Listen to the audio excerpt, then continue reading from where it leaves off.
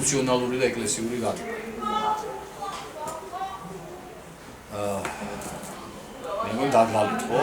თუმცა დრო გვაქვს უბრალოდ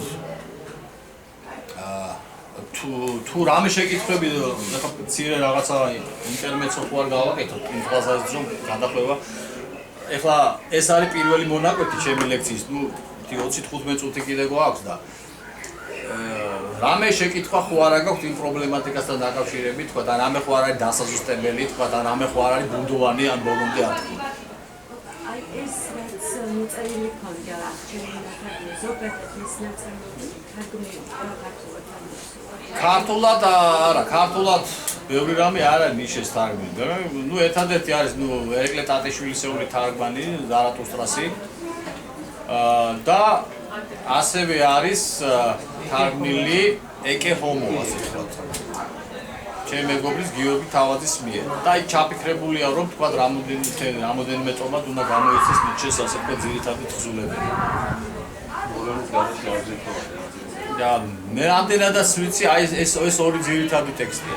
თქვათ იგივე ტრაგედიის დაბადება მუსიკისულიდან იგივე აი ეს არათანამედროვე ჩანაწერები თუ დაკვირვებულად არათანამედროვე განჟანი თუ ინსაიდ გემესები ტრახტუნგენი ანუ ადამიანური ერთობა ადამიანური არის ანტიქრისტე და თქვათ ამ ტიპის ნაწარმოებები თარგმნილია.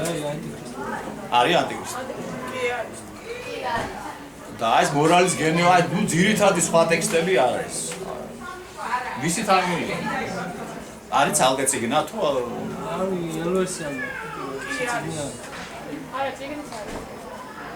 ყოველ შემთხვევაში ეს არის ძალიან ასე ვთქვათ მცირე ნაწილი თქვათ. არის აი სწორედ თუნდაც აი ეს ფრაგმენტები ეს ფრაგმენტები ძალიან მნიშვნელოვანია რომ თვითონ ძირითადი ტექსტების აზრის დასადგენად. იმიტომ რომ ამ ფრაგმენტებში უკვე გაწერილი ეს ფრაგმენტები მოიცავს ნიშეს ფილოსოფიურ ცხოვრებას 70-იან წლებიდან მის ასე ვთქვათ შეშლილობამდე. ეს ფრაგმენტები არის მონახაზები და დაზუსტებები და უფრო ასე ვთქვათ უფრო ქმედითი და ცხოველმყოფელი ასე ვთქვათ გამოხატულება საკუთარი სოფხედველობრივი და ეთიკური პოზიციების.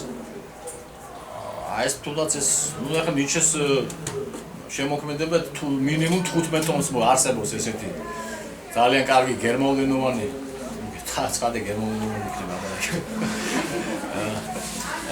15 ტომეული ეგრეთ წოდებული შტუდიენ აუსგაბი ანუ კრიტიკული გამოცემა 15 ტომეული ნიშესი სადაც არის კრიტიკულად ასე ვთქვათ დადგენილი ტექსტი ნიშესი იმიტომ რომ ნიშეს შეშლილობის პერიოდის აი ეს ეგრეთ წოდებული ძალაუფლების ნება ეს ცალკე ტექსტია რაღაცა აი ეს ანტიქრისტეც მათ შორის ამ პერიოდშია თქვა ჩაწერილი. ის რასაც ის შეშლილობის დროს კარნახობდა თავის დას და მერე მისმა დამ რაც გააყალბა, ის ამ კრიტიკულ გამოცემაში პრინციპულად არ არის შეტანილი და ცხადია არც უნდა ყოფილიყო შესული.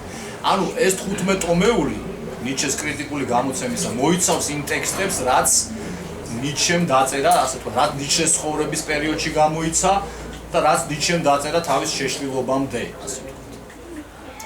და ასევე ეს 15 ტომეული მოიცავს იმას, რაც ნიშეს არქივებში შემდგომ იქნა მოძიებული და გამოსდა. და სწორედ ის აი ეს ნახგელა ასენე ფრაგმენტი, ანუ ვთქვათ, მემკვიდრეობით, მისი სულიერი მემკვიდრეობა და ტექსტები რაც არის, ის არის შემდგომ შესული ამ ფრაგმენტებში. აი ეს რაც შეიძლება ითქვას ქართულ თარგმანებს. სხვა კითხვა ხომ არა გაქვთ ამ პრობლემატიკაზე? ალბათ ცოტა გზელი თემაა. აფიქრი გექნება დასმულობა. პრომეთესეული ადამიანის გაგების სიკვდილი, როგორც ამოგვიდგენთ დღევანდელი წლები. პრომეთესეული ადამიანი პრინციპში არც მოკვდარა. არ მოკვდარა, ანუ ის შეიძლება მოკვდეს. არა, ის არც მოკვდება ალბათ, არ ვიცი ხა ეს. რამდენადაც ეს ტექნოლოგიური განვითარება, ანუ ტექნოკრატული ცნობიერება და ამის შედეგად ტექნოლოგიების განვითარება ეს არის მუდმივი და უსასრულო პროცესი, ანუ თვითმიზნური პროცესია. და ამ პროცესში ადამიანმა თავისთავად მოაქცია, ალბათ ეს ანუ საწყისიდან ანუ ეს უკვე ეს ჩადებული იყო განმანათლებლობაში უკვე იყო ეს ჩადებული, იმიტომ რომ განმანათლებლობა ვთქვათ კეთილშობილმა ასე ვთქვათ, რომელიც გადაგვარდა მე 19 საუკუნეში მხოლოდ ტექნოკრატული. თქვათაშორის გოეთემ მე ადრე ლექცია მქონდა გოეთეს ფაუსტზე და იქ სწორედ ნიჩემ და გოეთემ იგზნო სწორედ ეს საფრთხე, რაც მოდერნულ ეპოქას შეიძლება მოეტანა, რომ ადამიანის გონება, ანუ ლოგოსი გადაგვარდებოდა გამომთვლელ რაციოდ და გოეთეს ფაუსტის მეორე ნაწილში გოეთეს ერთი ეპიზოდია, არის ესეთი პრაგმატიკოსი მეცნიერი, რომელიც გვარია ვაგნერი და ეს ვაგნერი ყოლბაში ასე თქვა გამოიყვანს ხელოვნურ ადამიანს, ჰომუნკულუსს. და ეს პროცესები რაღაცნაირად გოეთემ ეს მეცნიერული გამოკვლევები, რაც ყოველგვარი ეთიკის მიღმა, რაც არ ითვალისწინებს ამ ადამიანურ მოწყობილობებს, ხო სულიერ თვალსაზრისით. ეს უკვე ნიჩემ და გოეთემაც და რომანტიკოსებმაც იგზნეს და სხვათა შორის ეს ტერმინი ნიჩეს ტერმინი არ არის, ესეც მინდა გითხრათ. ანუ რომანტიკოსები ახსენებენ პრომეთეულ ადამიანს. კერძოდ მე ფრიდრიხ შლაიერმახერი უნდა ვახსენო. Twins never fit. პერეკური. ანუ პირდაპირ ფრიდრიხ შლაიერმახერი თავის ფრაგმენტებში რომ აი მოდის ახალი ტიპის ადამიანი, რომელიც არის პრომეთეული ადამიანი, ასე ვთქვათ. ანუ ის არის სხვა ღირებულებების მატარებელი. ის არ არის ასე ვთქვათ ადამიანი, რომელსაც რაიმე წმინდა სწავს, რაიმე საკრალური და ღვთაებრივი. კრეპები არ უნდა. ხო, ანუ ის არის ასე ვთქვათ მანქანა, მისი გონება მუშაობს როგორც მანქანა. ნუ არის ვერ ესეთი, ბატონო? რობოტის გზა. ხო, ესეთი რა თქვა თვითონ მთელი რომანი, ხო, თქვა მაქს ფრიშის შვეიცარიელი ავტორია, ცნობილი. რაც გარდაცვლილი 90 წელს გარდაიცვალა, ანუ ჰომო ფაბერი, ასეთი რომანის აქვს, ანუ ადამიანი ასე ვთქვათ წარმოებენ ფაბრიკანტი, ხო, რომელიც ამზადებს ადამიანს. ანუ ადამიანი აღარ არის, ვთქვათ, არის მექანიკური მისი ქცევა და აზროვნების წესი არის გამომთვლელი, ხო, აი. და ეს ვითარება გოეთესთანაც და ნიჩესთანაც გააზრებულია ისე, რომ და რომანტიკოსებთან ეს არის შეუქცევადი და უსასრულო პროცესი, ეს აღარ დამთავრდება. ეს გრძელდება დაუსრულებლად. ბუღალტერების საუკუნე. ხო, ანუ ეს პროცესი დაიწყო და ეს აღარ დამთავრდება. დღეს ამის მომსწრევად და ამის ალბათ სიმპტომებია ის, რომ ახალ-ახალი თქვა ტექნოლოგიური აღმოჩენებია, ხო თქვა და ეს ყველაფერი რაღაც აბსურდამდეც მიდის, ხო თქვა, აი ეს მარსზე აღმოჩენები, ანუ არავის არ ჭირდება, ხო, ვის რაში ჭირდება, ხო? თუ გითხრა თუნდაც აი მე-19 საუკუნეში ამას თუ მართლაც პრაქტიკული დანიშნულება ჰქონდა თქვა რაღაცა ბუნების განადგურებას და ამის ხარჯზე ციაღისეულის მოპოვებას რომ თქვა მე იქ რაღაცა ეწარმოებინათ პროდუქცია და კაპიტალი მოეზიდათ და ეკონომიკა განევითარებინათ. ხო თქვა უკვე დღეს ალბათ ეს ტექნოლოგიური ანუ ეს ინდუსტრიული ფაზა გადავიდა ტექნოლოგიურ ფაზაში და ეს ტექნოლოგიური ფაზა უკვე თავის აბსურდულ ვითარებაში ალბათ აღმოჩნდა. ნახევარგამეთ აფრიკას წელი არ აქვს სასმელს. ხო, როდესაც ესე იგი გაუდაბნოება აფრიკაში, აგერ საქართველოშიც ხო რაღაც შორს წავიდა, გარეკახეთშია რა თქვა. ნუ ეხლა თქვა იგივე კოსმოსის ათვისება თქვა თუ ქონდა ცივი ომის დროს გარკვეული ლოგიკა, ეს იდეოლოგიური მომენტი იყო და ეგ შეჯიბრი იყო თქვა ტექნოლოგიებში და ვინ უფრო მაგარი სისტემა იყო ამერიკის კაპიტალიზმი თუ საბჭოთა სოციალიზმი და ასე შემდეგ და ამით იყო მოტივირებული კოსმოსის ათვისება. დღეს უკვე კოსმოსის ათვისებას აქვს თავისი სამხედრო სტრატეგიული დანიშნულება, მაგრამ დღეს ეს პრაგმატული მომენტიც არის, მაგრამ რა ვიცი ხა მარსზე მსგავსი ტიპის აღმოჩენების კეთება და მილიარდების ხარჯვა უკვე ასეთი ტიპის გამოვლინებაში გადავარდა უკვე თქვა განვითარებას ტექნოლოგიურად. უბრალოდ ეხლა მე მინდა დაუბრუნდე ეს ერთ მომენტზე ვილაპარაკეთ ჩვენ.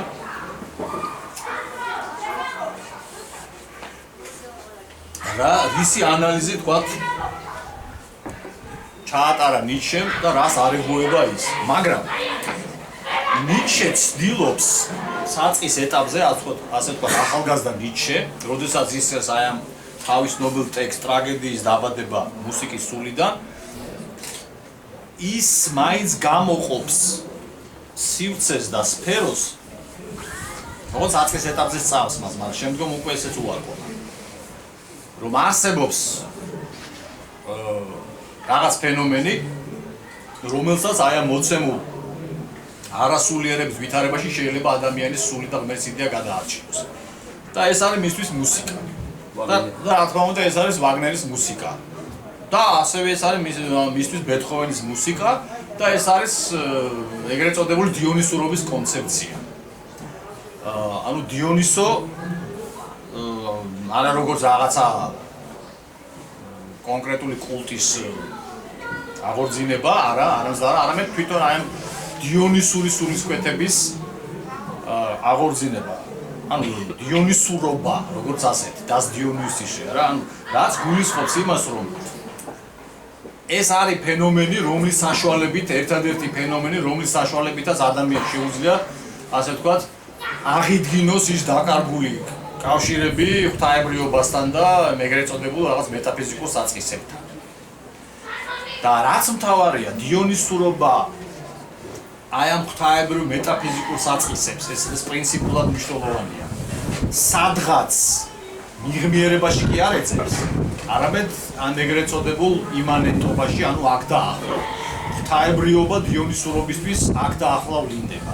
ღვთაებრიობასთან კონტაქტი ხდება და ამით ადამიანის, ასე ვთქვათ, განმხრთობა ხდება, არა შემდგომ, ვთქვათ, არამედ აქ და ახლა. და ნიჩეს მიხედვით ეს ერთადერთი რასაც შეუძლია, ერთადერთი ძალა ეს არის ამ შემთხვევაში მუსიკა. მუსიკა ნიჩესთვის ეს არის დიონისური ბუნების, ანუ ღვთაებრივი ბუნების.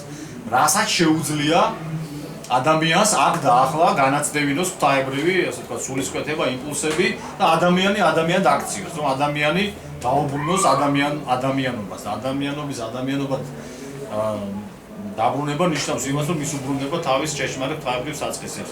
მას აქვს ბუნებასთან მოციწება და არა თქვათ გაუპატიურების და ბუნების მომხმარებლური ათვისების ზნება. ანუ ბუნებასთან ჰარმონია და შემდეგ ასე შემდეგ. და რა თქმა უნდა, ვაგნერის მუსიკაში ოღონდ რა თქმა უნდა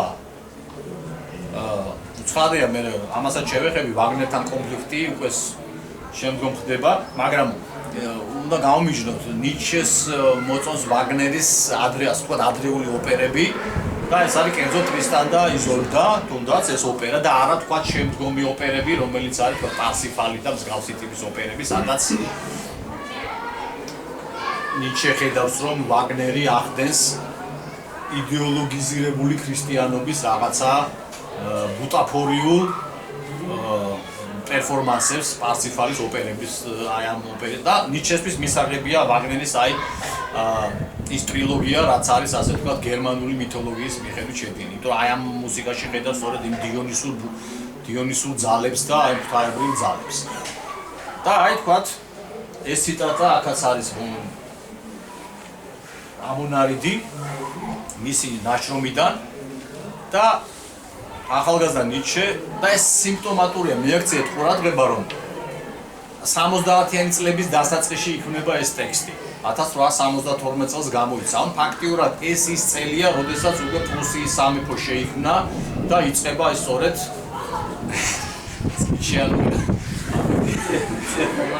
გამოვიხმეთ. ხო, ისე ნიჩე წოწერდა თავის თავს რომ მე ვარ დინამიტი, მე ვარ ქუხილი და მე ვარ ჭი. ხო, არა, პირდაპირ წერდა თავის თავს რომ მე ვარ Ich bin Blitz und Donner. ხო, პირდაპირ წერს თავის აი ამ ფრაგმენტებში რომ მე ვარ ჭექა და ქუხი. ხო, ასე. აი ზარას. ხო და მოგეთ ბევრი რა გავაგზავნე. აი ეს ციტატა, ნახეთ. დიონისურობის მაგიის წყალობით აი ხელახალი კავშირი იკვრება არა მარტო ადამიანებს შორის, ადამიანებს შორის ესე იგი მოდერნულ ეპოქამ მოიტანა გაუწყობება. არა? ადამიანი ადამიანს განიხილავს კონკურენტად, ხო? ადამიანისათვის მგელია. იმიტომ რომ გამძაფრებულმა ეკონომიკურმა ურთიერთობებმა მოიტანა შემდგომ კონკურენცია, ხო? ადამიანი უნდა იყოს წარმატებული რომ უნდა იყოს, ეს უნდა იყოს სვის ხარჯზე, არა, სვისი განადგურების, გადაგდების, ეს ჟარგონი რომ გამოვიდა და ასე ეს მოკლედ ვიცი. ეხლა ჩვენ გავიგეთ, მაგრამ ესეთი ტიპის სოციალურ-ეკონომიკური ურთიერთობები უკვე თქვათ, უკვე თავის დროზე იყო ეს. ამ სივრცეში ну ამ შემთხვევაში კონკრეტულად პლუსიულ სივრცეში და ისა მიშა მეხაბრიდი არის ტექნოლოგია დაგვირდება ხო მოკლედ ხო და ამიტომ ადამიანებს შორის აი ეს ღვთაებრივი აი ეს კომუნიონი რასაც ვი ანუ ეს ღვთაებრივი კავშირი ურთიერთსიყვარული მოყვასი სიყვარული ხო ეს ყველაფერი გამქრალია აი ამ მოდერნულ ეპოქაში და ეს არის ეგრეთ წოდებული გაუწყდება და ეხლა კაფკას რომანები და მოთხრობები ამის არის კლასიკური ნიმუში თუ რა უკიდურეს ფორმებს იღებს ადამიანებს შორის გაუწყდება რა და მაგრამ ნიჩეს ეიმედება რომ ვაგნერის მუსიკა და არა მარტო ვაგნერის ის ამ ნაშრომში ბეთჰოვენის მე-9 სიმფონიასაც ახსენებს ნიჩე ასეთი ტიპის მუსიკა შეუძლია დიონისური სული მოიტანოს თანამედროვე მოდერნულ დეჰუმანიზებულ და დესაკრალიზებულ ეპოქაში. და აი ამბობს რომ ამაგის წყალობით ხელახალი კავშირი იკვრება არა მარტო ადამიანებს შორის, არამედ გაუცხოებული დადგუნული ბუნებაც ზეიმობს ახალ ზეიმს და ისიც ზეიმობს ახალ ზეიმს თქვა თავის დაკარგულ ძესთან ანუ ადამიანის ბუნებას უბრუნდება, ღვთაებრივ ბუნებას უბრუნდება და ამას ნიჩე ხედავს მე-9 სიმფონიაში. და მე შემდგომ ნახეთ სწორედ ახლა და ასე გადაიქცევა მონა, ანუ ეს თანამედროვე აი ეს ფილისტერი ზემოთ რო ვახსენე თავისუფალ კაცად. სწორედ ახლა და ასე მოიღება ბოლო ყოველ გამაქვაბელ დისტანციას, რაც ადამიანებს შორის დაამყარა თავხედმა ჟამამ. მიაქცეთ ყურადღება ფრეიხე მოდე. და ეს თავხედი ჟამი, ასე ვთქვათ, არის ეს ნიჩეს თანამედროვე ეპოქა. და ეს ფორმულირება ნიჩეს არ ეკუთვნის. ეს ფორმულირება შილერის ჩემს მეხსენებულ ლირიკულ ტექსტშია, რომელიც მე ბეთჰოვენმა გამოიყენა და ჯერ კიდევ ნიჩემდე აი სწორედ შილერი, ამ ტიპის ჰუმანისტები და მწერლები, იგივე გოეთე, იგივე რომანტიკოსები გრძნობენ, რომ მოდის აი ეს დესაკრალიზაციის ჟამი და ეს არის თავხედი ჟამი. და შილერი თუ ამბობს, რომ ეს ჟამი თავხედია, ეს ითავხედე უკვე მე-19 შილერი მოღვაწეობს მოგეხსენებათ მე-18 საუკუნის მეორე ნახევარი. მაგრამ ერთი საუკუნის მერე მე-19 საუკუნის მეორე ნახევარში თავხედობა უკვე ქედმაღლობაში, ამპარტავნებაში და უღმერთობაში არის უკვე გადაწყდილი. და ნიჩეს ეიმედება, რომ ასეთი მუსიკა ადამიანს პირველ ერთთან ურ-აინე დააკავშირებს. მაგრამ რა თქმა უნდა ამ საკითხში ნიჩეს იმედები გაუცურდა და რატომ? იმიტომ რომ 1876 წელს ეს მნიშვნელოვანი წელია იმ თვალსაზრისით, რომ ამ წელს მოხდა 8 წლიანი მეგობრობის გაწყვეტა ნიჩესა და ვაგნერს შორის. და ეს გამოიწვია რა 1876 წელს ჩატარდა პირველი ეს ეგრეთ წოდებული, დღეს რო ცნობილია უკვე იქიდან მოყოლებული, აი ეს ცნობილი ბაიროითის ფესტივალი. ყველას მოგვეხსენება ხო, ყოველ ზაფხულს ტარდება ბაიროითში, სადაც ვაგნერისთვის თავის დროზე აშენდა ის ცნობილი და ის არ არის საოპერო შენობა, პრინციპულად არა. თავის სიმაღლის სწავლობთ. არა მარტო ის ვაგნერის? არა მარტო ვაგნერის ლისტმა შეთელი შეუძლია. ლისტმა კი, მაგრამ ფინანსური წყარო რა თქმა უნდა იყო ის ცნობილი ლუდვიგ მეორე ბავარიის მეფე და ვაგნერიც არ იყო ისეთი პრინციპული და როგორც ნიჩე ვაგნერი სარგებლობდა თავისი ფარველებით, მონარქებით და კერძოდ კარგად ისარგებლა, თქვათ ლუდვიგ მეორეთი, რათა შემდგომ ვაგნერს თავისი სახელოვნებო იდეები განეხორციელებდა. და რა ხდება? 1876 წელს მოკლედ ჩატარდა ბაიროითში ეს პირველი ფესტივალი, სადაც მხოლოდ ვაგნერის ოპერები იდგმება და ნიჩე დარჩა სრული აბსოლუტურად იმედგაცრუებული იმ ყველაფრით, რაც მოხდა ამ ფესტივალზე. ანუ ნიჩე ელოდა, რომ ეს იქნებოდა აი მუსიკის და იმ სულიერების გამოვლინება, რაზეც ის ოცნებობდა და რასაც მას ეიმედებოდა და რაზეც ის წერდა. აი მიაქცეთ ყურადღება ამ ფესტივალამდე ნიჩე ილუზიებში იყო და ეგონა რომ ეს ფესტივალები მართლაც იქნებოდა აი დიონისური მუსიკის და ზეიმის და სულიერების რაღაცა საოცარი მასშტაბი. და ის წერდა რომ ოღონდ ეს ფესტივალამდე აი ციტატა ახლა ბაიროეთში თავად მაყურებელის დაკვირვების ღირსია. აქ თქვენ იხილავთ ხელდასხმულ და მომზადებულ მაყურებელს, ადამიანის აღტყინებას, რომლებიც საკუთარი ბედნიერების უმაღლეს წამს განიცდიან და ასე. აი ესეთი პათეტიური და ილუზორული განცდა აქვს, წინასწარი განცდა აქვს ნიჩეს იმ მაყურებლის მიმართ, რომელიც უნდა დაესწროს ვაგნერის ოპერებს, ხო? მაგრამ ამის მაგივრად მივიღეთ ამ პირველ ფესტივალზე სული საპირისპირო ვითარება.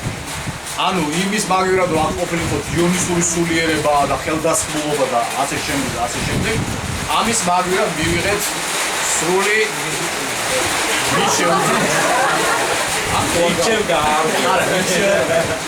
ეს არ გამოდის. არა.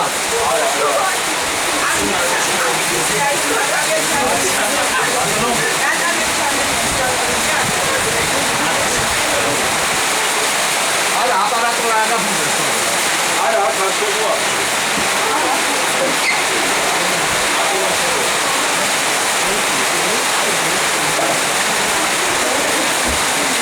ეს ყველა შეგვიშალა წელი. არა, პრინციპში მივედით ბოლომდე, ანუ ის თქმა მინდოდა. ანუ მე მიკროფონი დავწერე. აიფე. არა.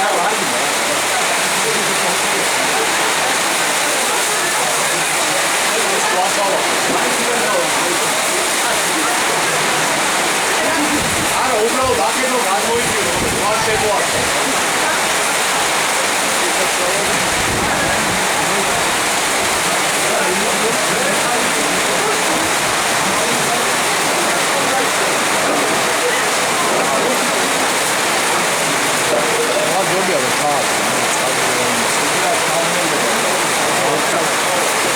Oi, isso aí, pô.